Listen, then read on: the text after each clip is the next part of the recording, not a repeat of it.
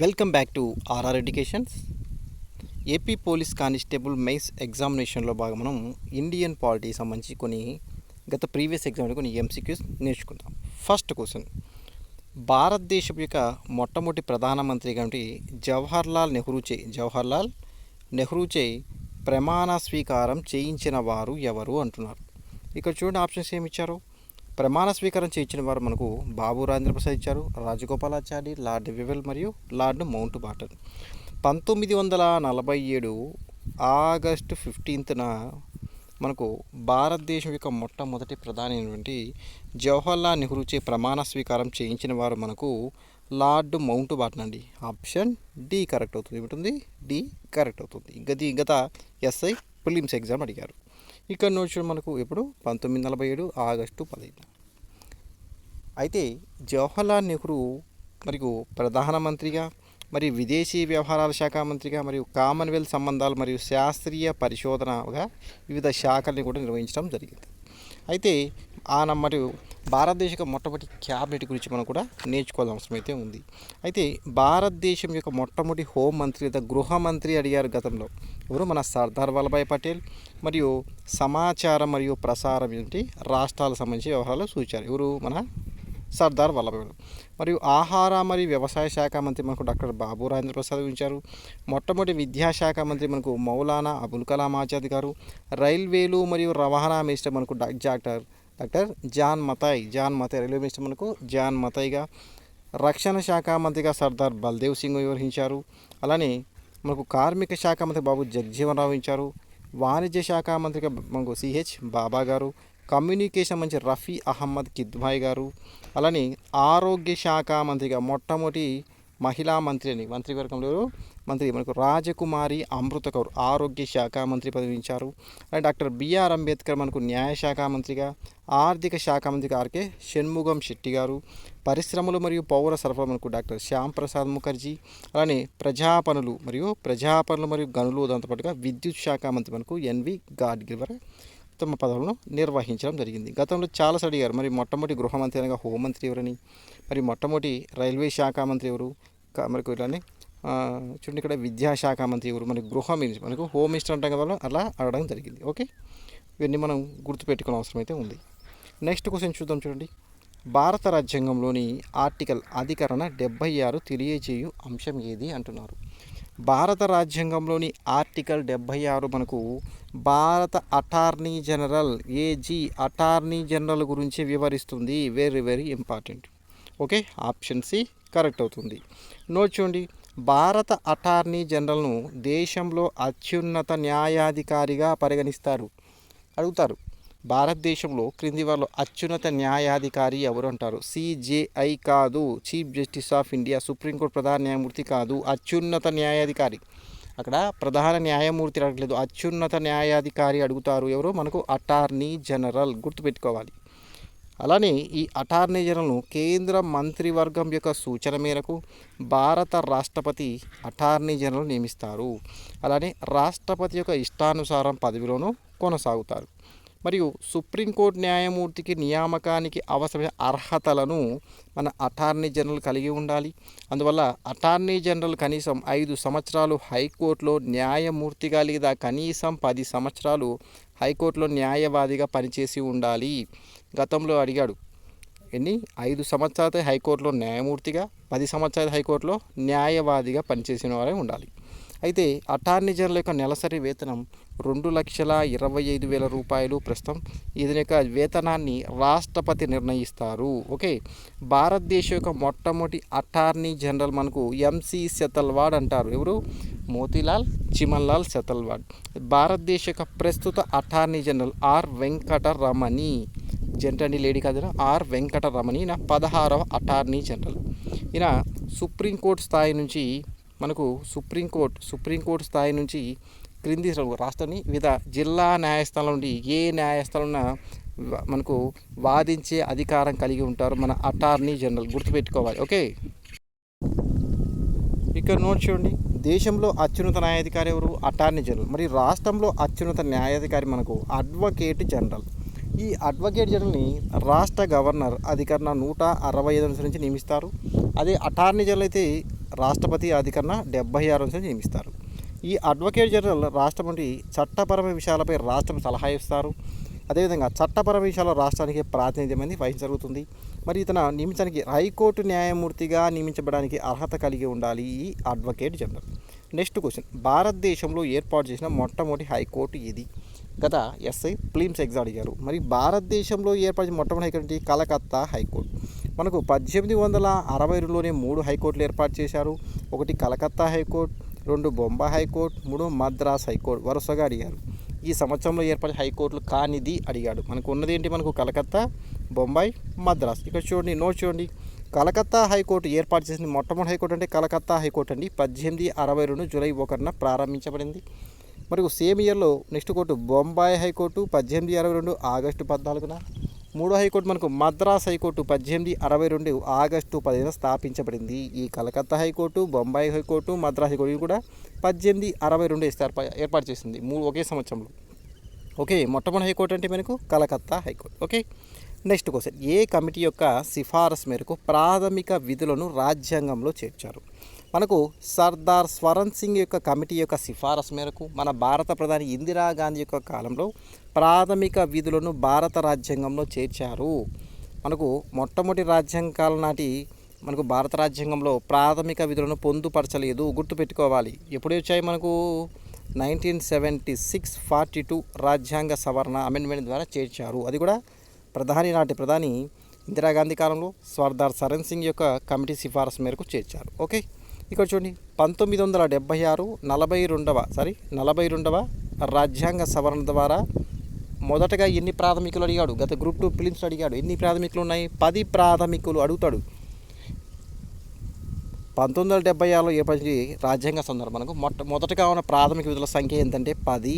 గుర్తుపెట్టుకోవాలి. మొత్తం లేదా ప్రస్తుతం అంటే మనకు 11. ఓకే, క్లారిఫై కూడా చేస్తాను. ఉన్నాయి మనకు 10 చేర్చారు. ఈ 10 ప్రాథమిక విధులను ఏర్పాటు చేయడంతో మనకు భారత రాజ్యాంగంలోని 4A భాగంలో, అనగా 3వ భాగం ఏంటి? ప్రాథమిక హక్కులు.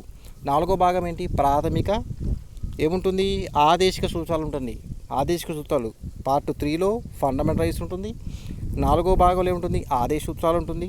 4Aలో ఏముంటుంది? ప్రాథమిక విధులు ఉంటాయి. ఈ ప్రాథమిక విధులను 4A భాగంలో చేర్చి 51A అధికరణలో పొందుపరిచారు. ఇయర్ ఇంపార్టెంట్, ఎన్ని కూడా మనం చూసుకోవాలి. ఇయర్ ఇంపార్టెంట్ మరియు అమెండ్మెంట్ రాజ్యాంగ సవరణ కూడా ఇంపార్టెంట్. అయితే 2002లో 86వ రాజ్యాంగ సవరణ చేసి 11వ ప్రాథమిక విధిని చేర్చారు. ఈ 11వ ప్రాథమిక విధి ఏంటి? 6 నుంచి 14 సంవత్సరాల వయసు గల తమ పిల్లలను పాఠశాలకు పంపడం మరియు తల్లిదండ్రులు లేదా సంరక్షకుల యొక్క విధిగా చేర్చారు. Very important. ఏ సంవత్సరం అంటే 2002 86వ రాజ్యాంగ సవరణ. మొట్టమొదటి ఎన్ని ప్రాథమికలు ఉన్నాయి? 10 ఉన్నాయి. ప్రస్తుతం లేదా మొత్తం అంటే మనకేంటి? మొదట అంటే 10 ఉన్నాయి. ప్రస్తుతం అన్న మొత్తం ఏంటంటే మనకు 11 ప్రాథమిక విధులు కలవు. 11వ ప్రాథమిక ఏంటి? 6 నుంచి 14 సంవత్సరాల పిల్లల వయసు వాళ్ళని పాఠశాలకు పంపడం, తల్లిదండ్రులు లేదా సంరక్షకుల యొక్క విధి. ఏ రాజ్యాంగ సవరణ అంటే 86వ రాజ్యాంగ సవరణ 2002. ఓకే, మొత్తం ప్రాథమికలు చెప్పాము చూడండి. మొదటి ప్రాథమికత రాజ్యాంగాన్ని పాటించడం, జాతీయ జెండాను, జాతీయ గీతాన్ని గౌరవించడం. రెండవది స్వాతంత్ర పోరాటాలను అనుసరించడం మరియు భారతదేశ సార్వభౌమత్వాన్ని మరియు సమగ్రతను కాపాడడం. 3, 4 చూడండి, దేశాన్ని రక్షించడం మరియు అవసరమైనప్పుడు జాతీయ సేవలను కూడా అందించడం. 5వ ప్రాథమిక ఉమ్మడి సోదర స్ఫూర్తిని పెంపొందించడం, దేశ మిశ్రమ సంస్థ కాపాడడం. 1, 7 సహజ పర్యావరణాన్ని కాపాడడం. 8వ ప్రాథమికది శాస్త్రీయ దృక్పథాన్ని మరియు మానవత్వాన్ని పెంపొందించుకోవడం, ప్రజా ఆస్తులను కాపాడడం మరియు హింసను నివారించడం, విడనాడడం. 10 జీవితం అన్ని రంగాల్లో రంజనకి కృషి చేయడం లేదా కృషి సలపడం అంటారు. 11 6 నుంచి 10 పాఠశాల పంపడం మరియు తల్లిదండ్రుల సంరక్షకుల విధిగా తెలుస్తుంది. నెక్స్ట్ చూడండి, ఏ కేంద్ర పాలిత ప్రాంతంలో సొంత హైకోర్టు ఉన్నది? ఇక్కడ పేర్కొన్న వాటిలో మనకు ఢిల్లీకి తప్ప మిగిలిన కేంద్ర ప్రాంతాల్లో హైకోర్టు లేదు, కాబట్టి ఆప్షన్ బి అవుతుంది. ఓకే, ఇక్కడ నోట్ చూడండి, మరి ఢిల్లీ హైకోర్టును 1966 అక్టోబర్ 31న స్థాపించబడింది. మనకు ఢిల్లీ హైకోర్టు 66 అక్టోబర్ 31. అయితే ప్రస్తుత ఢిల్లీ హైకోర్టు ప్రధాన న్యాయమూర్తి ఎవరు అంటారు? మనకు జస్టిస్ దేవేంద్ర కుమార్ గుర్తుపెట్టుకోవాలి. అయితే నెక్స్ట్ క్వశ్చన్ చూడండి, రాజ్యాంగం మొదట ఎన్ని భాషలను ప్రాంతీయ భాషలుగా గుర్తించింది? మనకు భారత రాజ్యాంగంలో మనకు 14 భాషలను ప్రాంతీయ భాషలుగా గుర్తించింది. ఆప్షన్ బి కరెక్ట్ అవుతుంది. ఇక్కడ చూడండి, భారత రాజ్యాంగంలో మనకు ఎన్ని షెడ్యూల్ ఉన్నాయి? మనకు 12 షెడ్యూల్ ఉంటాయి. ఈ 12 షెడ్యూల్ మనకు 8వ షెడ్యూల్లో మనకు అధికార భాషల గురించి తెలియజేస్తుంది. మొత్తం ఎన్ని ఉన్నాయి? 14 భాషలు ఉన్నాయి మొదట్లో. అయితే మొత్తం ఎన్ని ఉన్నాయంటే మనకు 22 భాషలను గుర్తించారు లేదా గుర్తింపు పొందిన భాషలుగా వర్గీకరించబడ్డాయి. మొదట్లో అంటే 14, పరిణామక్రమ ఎన్ని భాషలు మొత్తం అంటే 22 ఉన్నాయి. అయితే 15వ భాషగా మనకు సింధీ అనే భాషను చేర్చబడింది. అది 1967, 21 రాజ్యాంగ సవరణ ద్వారా మనకు 16, 17, 18, 16 కొంకిని, 17 మణిపురి, 18 ఇది సింధీ, 15, 16 కొంకిని, 17 మణిపురి, 18 నేపాలీ భాషలు 1992, 71వ రాజ్యాంగ సవరణ ద్వారా ఈ 3 భాషలు కేఎంఎన్ అంటారు, కొంకిని, మణిపురి, నేపాల్ చేర్చబడ్డాయి. అయితే 2003లో 92వ రాజ్యాంగ సవరణ చట్టం ద్వారా బోడో, డోగ్రీ, మైథిలి, సంతాలి, సింధీ కాదు సంతాలి, ఓకే గుర్తుపెట్టుకోవాలి. అప్పుడు 19, 20, 21, 22 భాషలు బీడీఎంఎస్ అంటారు, బోడో, డోగ్రీ, మైథిలి, సంతాలి అనే భాషలను చేర్చారు. మొదట్లో 14 భాషలు ఉన్నాయి, ప్రస్తుతం లేదా మొత్తం అంటే 22 భాషలను చేర్చారు. అది గుర్తుపెట్టి. ఇక నోట్ చూడండి, గత పోలీస్ కానిస్టేబుల్ మెయిన్స్ ఎగ్జామ్లో అడిగాడు ఈ క్వశ్చన్. ఓకే, ఎన్నవ రాజ్యాంగ సవరణ ద్వారా బోడో, డోగ్రీ, మైథిలి, సంతాలి, బీడీఎంఎస్ అనే భాషలను చేర్చి అంటే 92వ రాజ్యాంగ సభ 2003. అయితే మొత్తం ఎన్ని భాషలు చూద్దాం. మొత్తం ఎన్ని? 22 భాషలు. చూడండి, ఇక్కడ ఉన్న భాష ఏంటి? లేని భాష. చూడండి, అస్సామీ, బెంగాలీ, గుజరాతీ, హిందీ, కన్నడ, కాశ్మీరీ, కొంకిని, మలయాళం, మణిపురి, మరాఠీ, నేపాలీ, ఒరియా, పంజాబీ, సంస్కృతం ఉంది, హిందీ, తమిళము, తెలుగు ఉంది, ఉర్దూ, బోడో, సంతాలి, మైథిలి మరియు డోగ్రీ. కానీ ఇంగ్లీష్ భాష లేదు. మనము ఇండియాలో ఇంగ్లీష్ మాట్లాడుతాం కానీ ఇప్పటికి ఇంగ్లీష్ భాష అండి అధికార భాష కాదు, గుర్తుపెట్టుకోవాలి. గత గ్రూప్ 2 ప్రిలిమ్స్ క్వశ్చన్లు అడిగాడు ఇంగ్లీష్ భాష అని. ఓకే, ఇంగ్లీష్ భాష అనేది లేదు. హిందీ ఉందా? హిందీ ఉంది, సంస్కృతం ఉంది, తెలుగు ఉంది, ఉర్దూ ఉంది, కానీ ఇంగ్లీష్ భాష అనేది లేదు, గుర్తుపెట్టుకోవాలి. ఓకే, నెక్స్ట్ క్వశ్చన్, ఎవరి ప్రధానమంత్రి యొక్క హయాంలో ఆస్తి హక్కును ప్రాథమిక హక్కుల జాబితా నుంచి తొలగించారు అని తెలుస్తుంది.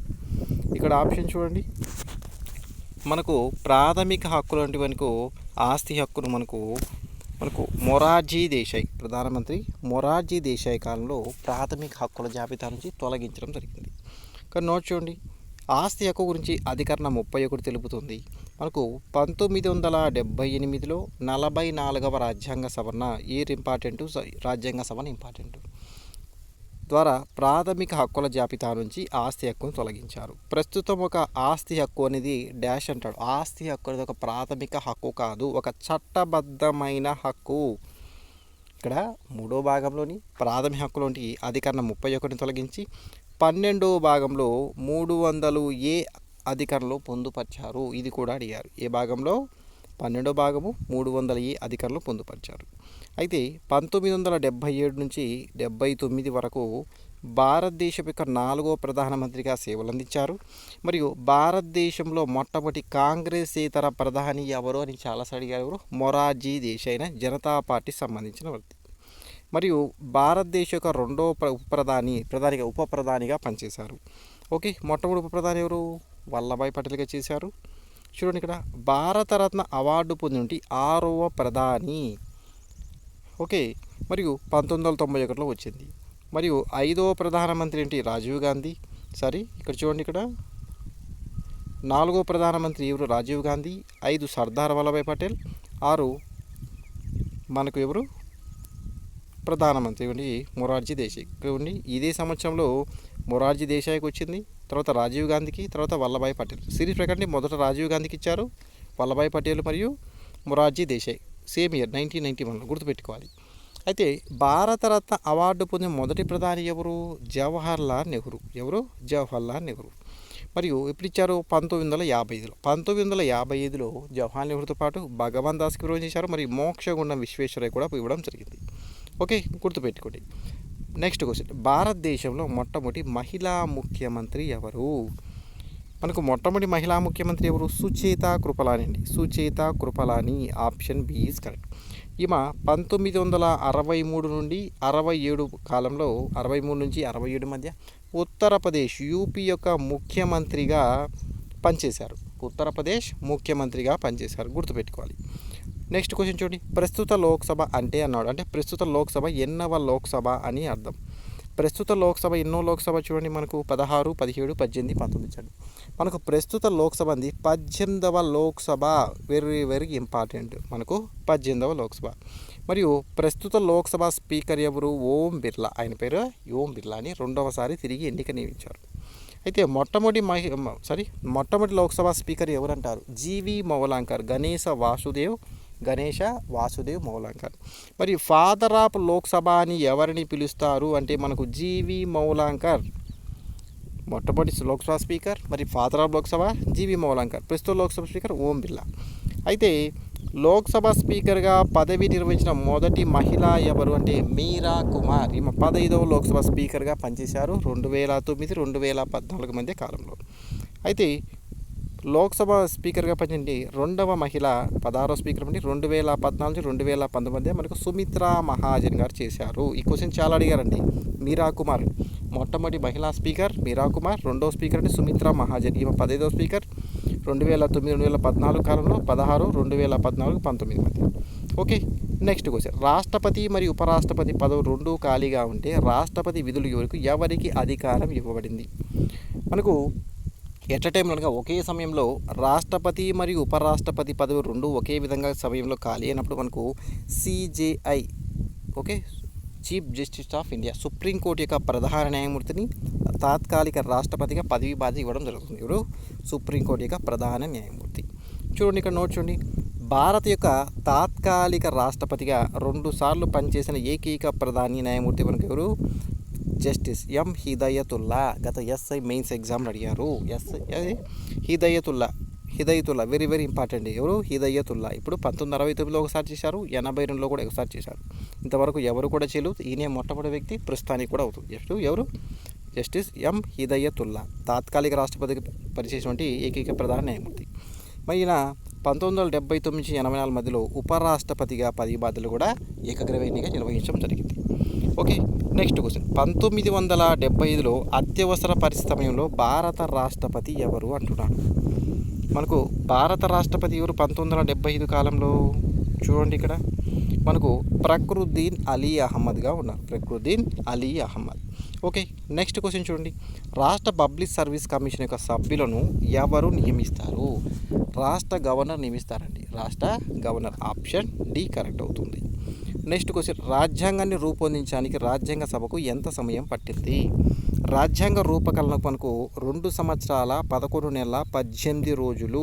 Very very important. 2 సంవత్సరాల 11 నెలల 18 రోజులు మనకు రాజ్యాంగ రచనకు పట్టిన సమయంగా తెలుస్తుంది. Okay, option A correct. Next question. భారతదేశంలో మొదటిసారిగా ఎలక్ట్రానిక్ ఓటింగ్ మిషన్లను ఈవీఎంలను ఏ రాష్ట్రంలో ఉపయోగించబడ్డాయి? ఇక్కడ ఆప్షన్ చూడండి. కర్ణాటక, కేరళ, తమిళనాడు, పశ్చిమ బెంగాల్. మనకు కేరళ రాష్ట్రంలో మొట్టమొదటిసారిగా మనకు ఈవీఎం ఎలక్ట్రానిక్ ఓటింగ్ మిషన్లని ఏర్పాటు చేయడం జరిగిందా, ప్రారంభించారు. ఓకే, ఆప్షన్ బి అవుతుంది.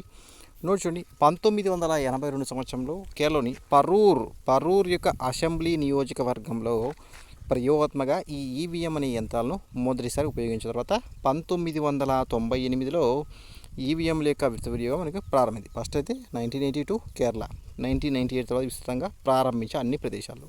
ఇక్కడ నెక్స్ట్ మనకు నోటా అనే ఆప్షన్ ఉంటుంది. మనకు నోటా అనగా పైవారు ఎవరు కాదు, నన్ ఆఫ్ ది అబౌవ్. గతంలో ఈ అబ్రివేషన్ అడిగారు, నన్ ఆఫ్ ది అబౌవ్.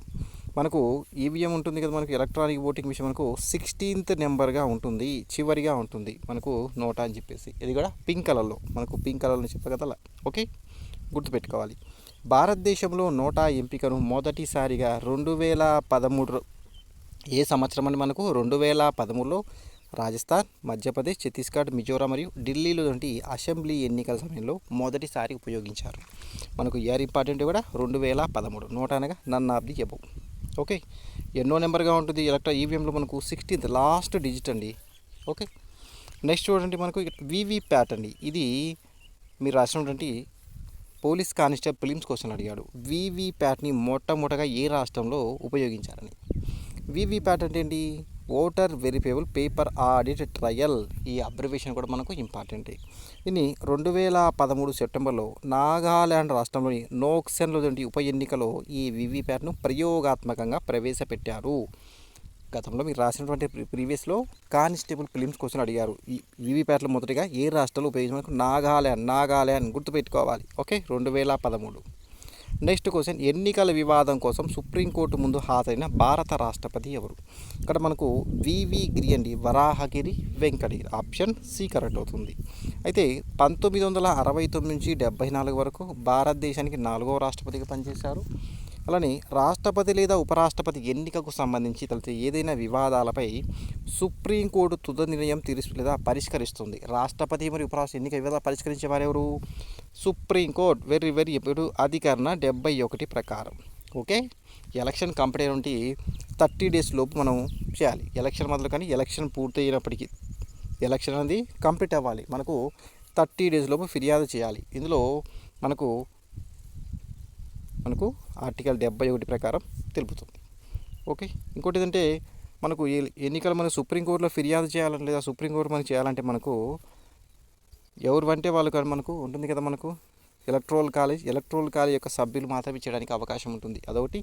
ఎలక్షన్లో పార్టిసిపేట్ చేసిన వ్యక్తి కావచ్చు, ఎలక్షన్లో పార్టిసిపేట్ చేసి ఓడిపోయిన వ్యక్తి కావచ్చు, మనకు ఎలక్ట్రల్ కాలేజ్ మెంబర్ అయి ఉండాలి. వీరు మాత్రమే మనకు పిటిషన్ వేయడానికి అవకాశం ఉంటుంది సుప్రీంకోర్టులో. ఓకే, గుర్తుపెట్టుకోవాలి. నెక్స్ట్ క్వశ్చన్, కింది వాటిలో ఏ ఆర్టికల్ భారతదేశంలో ఎప్పుడు అమలు చేయబడలేదు?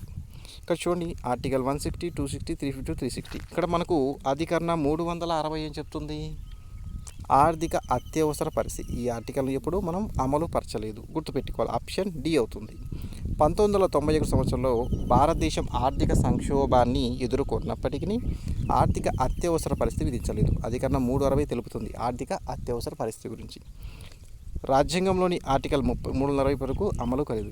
నోట్ చూడండి, భారత రాజ్యాంగంలోని 18వ భాగంలో మనకు 3 అత్యవసర పరిస్థితులు అందిస్తుంది. మనకు 18వ భాగాన్ని 350 నుంచి 360 అధికారులు ఉంటాయి. అదొకటి సాధారణ అత్యవసర పరిస్థితిని జాతీయ అత్యవసర పరిస్థితి అంటారు. దీన్ని 352 ప్రకారం విధిస్తారు. ఇది భారతదేశ స్థిరత్వం మరియు సమగ్రతకు మరియు బాహ్య దురాక్రమణ కావచ్చు, సాయుధ తిరుగుబాటు వంటి ముప్పు వాటిల్లినప్పుడు రాష్ట్రపతి సంతృప్తి చెందితే దేశంలో అత్యవసర పరిస్థితి ప్రకటించే అవకాశం అయితే ఉంది. ఓకే, ఇది మరియు కేంద్రం వంటి మనకు మంత్రివర్గం సలహా మేరకు ఉపయోగిస్తారు. అయితే ఈ జాతీయ అత్యవసర పరిస్థితి మనకు నేటి వరకు భారతదేశంలో 3 సార్లు విధించబడింది. అది 1962లో భారత్ చైనా యొక్క మధ్య యుద్ధ సందర్భంగా నాటి భారత రాష్ట్రపతి సర్వేపల్లి రాధాకృష్ణన్, ప్రధాని జవహర్లాల్ నెహ్రూ యొక్క సలహా మేరకు విధించారు. అని 1971లో పాకిస్తాన్ యుద్ధం సందర్భంగా నాటి రాష్ట్రపతి వరాహగిరి వెంకటగిరి ప్రధాని ఇందిరాగాంధీ సలహా మేరకు ప్రకటించారు. అలానే 1975లో అంతర్గత అల్లకల్లోల కారణంగా రాష్ట్రపతి ప్రకృతిని అలీ అహ్మద్ ప్రధాని ఇందిరాగాంధీ యొక్క సలహా మేరకు 75 నుంచి 77 వరకు కొనసాగింది ఈ అత్యవసర పరిస్థితి. అలానే రాష్ట్రాల్లో రాజ్యాంగ యంత్రాంగం ఇచ్చిన మనకి దీని రాష్ట్రపతి పాలన అధికరణ 356 తెలుపుతుంది. రాష్ట్ర గవర్నర్ నుండి అందే నివేదిక అనుసరించి రాజ్యాంగంలో ఇతర నిబంధనల రాష్ట్ర ప్రభుత్వాన్ని కొనసాగించలేని పరిస్థితులు మనకు రాష్ట్రపతి సంతృప్తి చెంది మనకు అత్యవసర దీన్ని ఏమంటారు? రాష్ట్రపతి పాలన అంటారు. మనకు అధికరణ 356 తెలుపుతుంది. భారతదేశంలో మొట్టమొదటిగా రాష్ట్రపతి పాలన విధించబడిన రాష్ట్రమైన మనకు పంజాబ్ 1951. మరి ఆంధ్రప్రదేశ్లో మనకు 3 సార్లు విధించారు. మొట్టమొదటిగా మనకు ఆంధ్ర రాష్ట్రంలో టంగుటూరి ప్రకాశం పంతుల కాలం 1954లో, మరియు పివి నరసింహరావు కాలంలో ఆంధ్రప్రదేశ్ తర్వాత 1950 తర్వాత 1973లో పివి నరసింహరావు కాలంలో, అలానే మనకు ముఖ్యమంత్రి కిరణ్ కుమార్ రెడ్డి మనకు తెలంగాణ ఏపీ మరియు తెలంగాణ డివైడ్ కాలం 2014 మార్చి 1 నుంచి జూన్ 7 మధ్య నాటి సీఎం అని కిరణ్ కుమార్ రెడ్డి కాలం మనకు రాష్ట్రపతి పాలన ఈ 3 సార్లు విధించబడిందిగా గుర్తుపెట్టుకోవచ్చు. ఓకే, ఇదంతా అవసరం లేదు. నెక్స్ట్ ఏంటి? మనకు ఆర్థిక అత్యవసర అధికరణ 352, 356, 360. ఇది జాతీయ అత్యవసర పరిస్థితి 352, మనకు 350 రాష్ట్రపతి పాలన, ఆర్థిక అత్యవసర 360గా తెలుస్తుంది. ఓకే, మనకు నెక్స్ట్ క్వశ్చన్, భారత రాజ్యాంగంలోని అవశిష్ట అధికారాలు మనం ఏ రాజ్యాంగం తీసుకోబడింది? దక్షిణాఫ్రికా, కెనడా, జపాన్, అమెరికా. మనకు అవశిష్ట అధికార అంశం మనం కెనడా రాజ్యాంగం నుంచి స్వీకరించడం జరిగింది. ఓకే, ఆప్షన్ బి కరెక్ట్ అవుతుంది. అయితే కెనడా రాజ్యాంగం స్వీకరించే మరొక ప్రధాన లక్ష్యం మనకు కేంద్ర ప్రభుత్వం సమాఖ్య వ్యవస్థ అనగా బలమైన కేంద్ర సమాఖ్య కావచ్చు. మరియు కేంద్రంలో కేంద్రం వద్ద అవశిష్ట అధికారం స్వాధీనపరచుకోనగా కేంద్ర ప్రభుత్వం మరియు రాష్ట్ర ప్రభుత్వాల అధికారాల పంపేది మనకు కెనడా రాజ్యాంగం స్వీకరించాం. మరియు గవర్నర్ల యొక్క నియామకము ఒక రాష్ట్రానికి గవర్నర్ నియామక అనే అంశాన్ని మనకు ఎక్కడ తీసుకున్నాం, కెనడా రాజ్యాంగం స్వీకరించడం జరిగింది. అలానే సుప్రీంకోర్టు యొక్క సలహా యొక్క అధికార పరిధి అనే అంశాలు కూడా మనకు కెనడా నుంచి స్వీకరించడం జరిగింది. Okay, next question. పార్లమెంట్లో అడుగు పెట్టకుండా ప్రధాని పదవికి రాజీనామా చేసిన వ్యక్తి ఎవరు? చాలాసార్లు మనకు చరణ్ సింగ్ అండి. Option D is correct. Okay, next question చూడండి. మనకు భారత రాజ్యాంగంలోని ప్రాథమిక హక్కులు ఎన్నవ భాగానికి చెందినవి? భారత రాజ్యాంగంలోని ప్రాథమిక హక్కులని మూడో భాగానికి చెందినవి. ఆప్షన్ బి కరెక్ట్ అవుతుంది. మనకు భారత రాజ్యాంగంలోని ప్రాథమిక హక్కులు మూడో భాగంలోని 12 నుంచి 35 వరకు ఆర్టికల్స్ లేదా అధికంలో తెలుపుతాయి. మనకు ప్రాథమిక హక్కులు అనే అంశాన్ని అమెరికా రాజ్యాంగం స్వీకరించడం జరిగింది. భారత రాజ్యాంగంలో ప్రస్తుతం ఏంటంటే 6 ప్రాథమిక హక్కులు కలవు. మరి గతంలో మొదటి 7 కలవు, ప్రస్తుతం అయితే 6 ఉన్నాయి. ఒకటి సమానత్వ హక్కు, స్వేచ్ఛా స్వాతంత్ర హక్కు, పీడన నిరోధించే హక్కు మరియు మత స్వేచ్ఛ లేదా మత స్వాతంత్ర హక్కు, సాంస్కృతిక మరియు విద్యా విషయ హక్కు, రాజ్యాంగ పరిహార హక్కు అని 6 హక్కులు ఉంటాయి. మనకు ప్రస్తుతం 7 మొదట్లో ఉన్నాయి, ఇప్పుడు 6 ఉన్నాయి. తొలగించడం ఏంటి? ఒకటి ఆస్తి హక్కును ఆర్టికల్ 31ను 1978లోని 44వ రాజ్యాంగ సవరణ ద్వారా ప్రాథమిక హక్కుల జాబితాను తొలగించారు. ప్రస్తుతం ఆస్తి హక్కు ఉంది ఒక చట్టబద్ధమైన హక్కు, ప్రాథమిక హక్కు కాదు, గుర్తుపెట్టి దీన్ని. ప్రస్తుతం 3వ భాగం నుంచి 12వ భాగంలోని 300A అధికారంలో పొందుపరిచారు. ఏ రాజ్యాంగం తొలగించారు? 44వ రాజ్యాంగ సవరణ 1978. Next question. రాజ్యాంగ సవరణ అనే అంశాన్ని లేదా రాజ్యాంగ సవరణ ప్రక్రియ అంశాన్ని ఏ దేశ రాజ్యాంగం స్వీకరించింది? రాజ్యాంగ సవరణ అంశాన్ని దక్షిణాఫ్రికా నుంచి స్వీకరించారు. ఆప్షన్ ఏ కరెక్ట్ అవుతుంది. భారత రాజ్యాంగంలోని 20వ భాగంలో అధికరణ 368లో పేర్కొన్నది. అధికరణ 368 ప్రకారం భారత రాజ్యాంగాన్ని సవరిస్తారు పార్లమెంటు. సవరించే అంశాలు 3 విధాలు లేదా 2 విధాలుగా ఉంటాయి. భారత రాజ్యాంగాన్ని దాని యొక్క మూల రూపం దానికి ఎటువంటి ప్రాబ్లం లేకుండా సవరించవలసి ఉంటుంది. దాని యొక్క మూల రూపంలో సుప్రీంకోర్టు జోక్యం చేసుకోవడం జరుగుతుంది. రాజ్యాంగాన్ని భారత పార్లమెంట్ సవరిస్తుంది 368వ అధికరణ అనుసరించి. ఓకే, ఈ క్లాస్ ఇక్కడితో స్టాప్ చేస్తాను. ఓకే, మరొక వీడియో ఇండియన్ హిస్టరీ పార్ట్ చూసుకుందాం. ఈ వీడియో మిగతా లైక్ అని షేర్ చేయండి, మళ్ళీ తప్పకుండా సబ్స్క్రైబ్ చేసుకోండి. Thank you for watching.